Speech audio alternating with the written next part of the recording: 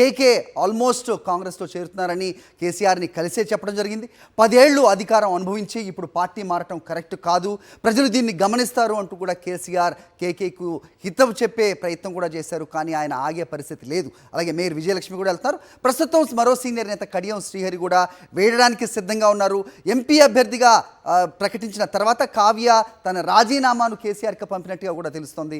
ఏం జరుగుతోంది బీఆర్ఎస్లో? మా కరెస్పాండెంట్ కిరణ్ భూపతిని అడిగి మరిన్ని అప్డేట్స్ తెలుసుకునే ప్రయత్నం చేద్దాం. Kiran Bhupathi, so what is happening? So బీఆర్ఎస్లో ఏం జరుగుతోంది? 10 ఏళ్ళు అధికారం అనుభవించారు, ఆ తర్వాత ఇప్పుడు పార్టీని వీడుతున్నారు. సో ఎలాంటి మెసేజ్ వెళ్తోంది, ఏం చెప్తోంది, ఏం జరుగుతోంది బీఆర్ఎస్లో టోటల్గా? What is the updates?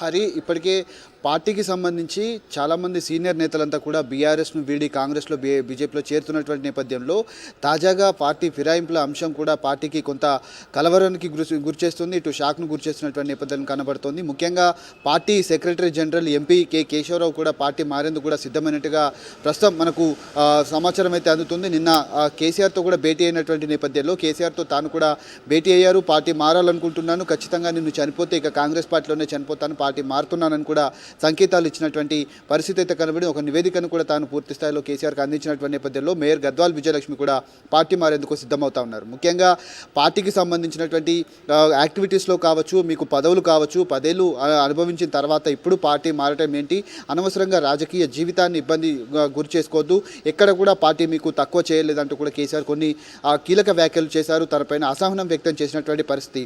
ఆ పరిణామం అట్లా పెడితే సాయంత్రం వరకే నిన్న రాత్రి 9:30-10 గంటల ప్రాంతంలో వరంగల్ ఎంపీ అభ్యర్థిగా ఉన్నటువంటి ఎవరైతే కడియం శ్రీహరి కూతురు కడియం కావ్యకు ఇప్పటికే టికెట్ అనౌన్స్ అయినటువంటి నేపథ్యంలో తాను కూడా ఒక లేఖను కేసీఆర్కు రాయటం జరిగింది.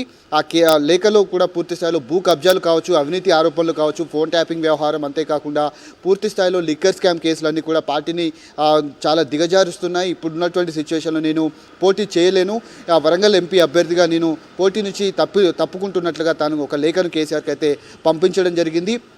వాళ్ళు కూడా కాంగ్రెస్ పార్టీలో చేరేటువంటి అవకాశాలు అయితే కనబడుతున్నాయి. ఈరోజు కార్యకర్తలతో కూడా సమావేశం ఏర్పాటు చేయబోతున్నట్టుగా ప్రస్తుతం మనకు ఉన్నటువంటి సమాచారం నేపథ్యంలో వరంగల్ బరి నుంచి ఇటు కడియం కావ్య కావచ్చు, లేకపోతే ప్రస్తుతం స్టేషన్ గన్పూర్ ఎమ్మెల్యేగా ఉన్నటువంటి సిట్టింగ్ ఎమ్మెల్యే ఎవరైతే కడియం శ్రీహరి కూడా పోటీ చేయబోతున్నట్టుగా ఎవరో ఒకరికి అయితే అవకాశం వచ్చేటువంటి అవకాశాలు అయితే కనబడుతాయి. ఈ నలుగురు నేతలు కూడా రేపో మాపో ఇటు కాంగ్రెస్ పార్టీ తీర్థం పుచ్చుకునేటువంటి అవకాశాలు అయితే కనబడుతున్నాయి. ఈ పరిణామాలన్నింటినీ కూడా కేసీఆర్ అయితే నిశ్చితంగా పరిశీలిస్తున్నారు. వెళ్ళేటువంటి నేతలు ఎవరు కూడా ఇకపై పార్టీలో చేర్చుకునేది లేదు, ఖచ్చితంగా పార్టీ బలోపేతానికి తాము కూడా కృషి చేస్తామని కూడా కేసీఆర్ కొన్ని సంకేతాలు ఇచ్చినటువంటి నేపథ్యంలో ఎవరెవరు ఎట్లా ఉన్నారనే దానిపైన కూడా పార్టీ సీనియర్ నేతలతో కూడా కేసీఆర్ ఈరోజు సమావేశమైనటువంటి అవకాశాలు అయితే కనబడతా ఉన్నాయి. ఈరోజు చేవెళ్ల పార్లమెంటు నియోజకవర్గానికి సంబంధించినటువంటి సమావేశంలో కూడా కేటీఆర్ పాల్గొనబోతున్నారు. ఈ పార్టీ మారేటువంటి నేతలపైన కూడా కొన్ని కీలక కామెంట్స్ చేసేటువంటి అవకాశాలు అయితే కనబడతా ఉన్నాయి.